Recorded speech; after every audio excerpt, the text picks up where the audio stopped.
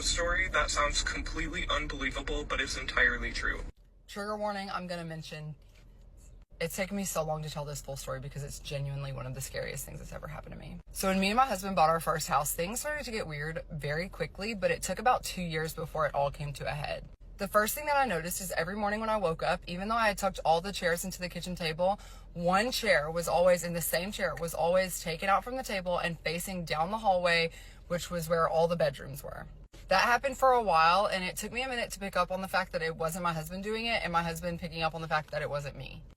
Then I started to walk down the hallway like at night, and I would see the chair facing me, and nobody's sitting in it, but in the reflection of the like window right beside the table, there was always an old man sitting in the chair. I didn't think anything of it because he didn't seem to creep me out, like timelines passing, whatever. Then one night I'm having a dream, a sleep paralysis dream. So I'm like awake, but not really. And I see a shadow, a very tall, like 8 foot, very skinny shadow standing and leaning over my husband like this. He's sleeping. The next morning when my husband wakes up, I told him, like, I saw the craziest thing sitting over you. I don't mean to scare you, but I saw something. And he was like, stop, because I had a dream that I opened my eyes and there was nothing but like black staring at me. And then I told him what I saw.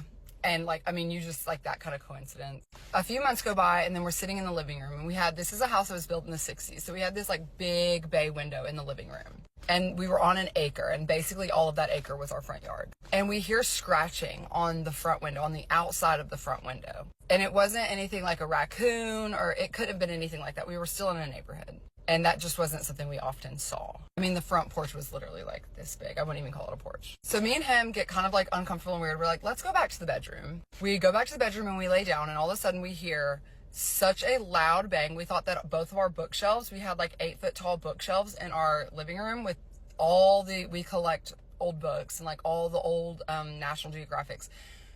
We heard them fall, and both of our cats went running to the back of our house. They came running under our bed. And so we slam the door. We start kind of like game planning, like, what do we do? What do we do? We're thinking somebody's in the house. They just like busted our door down and the bookshelves fell, like something's going on. We get some protection and we go out to like see what's happening. Nothing was out of place. Nothing had fallen. Nothing. And we know we weren't crazy because our cats reacted. Then I had a baby and I brought her home, and babies always stare and do weird stuff. But one of my first viral videos was her staring behind me like this. I had her on my knees and she was looking behind me, and she's laughing and playing with something behind me. And as I pan the camera, you see white movement like right here.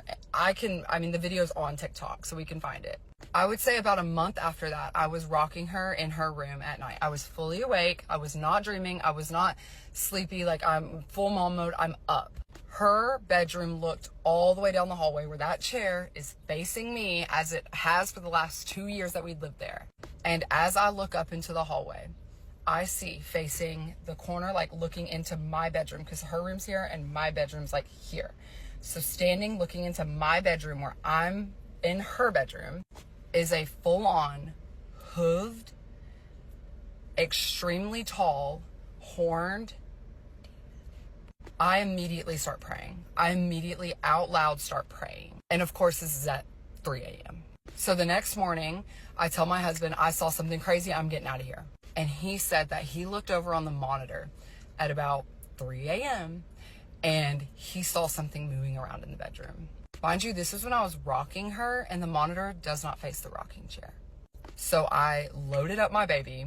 We went to a Catholic church, and I got christened. I got a christened cross, a christened blessing. I filled up a whole water bottle and 2 little Tupperware things of holy water.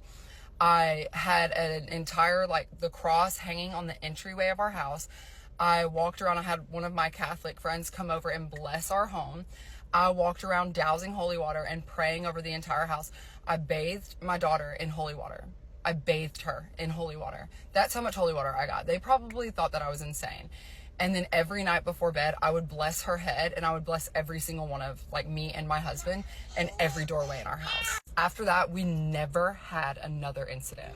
To this day, it's one of the scariest things that has ever happened to me, and I still carry that cross around. It's about this big, but it comes with us no matter where we live, and it's always over the entryway that leads to our bedrooms.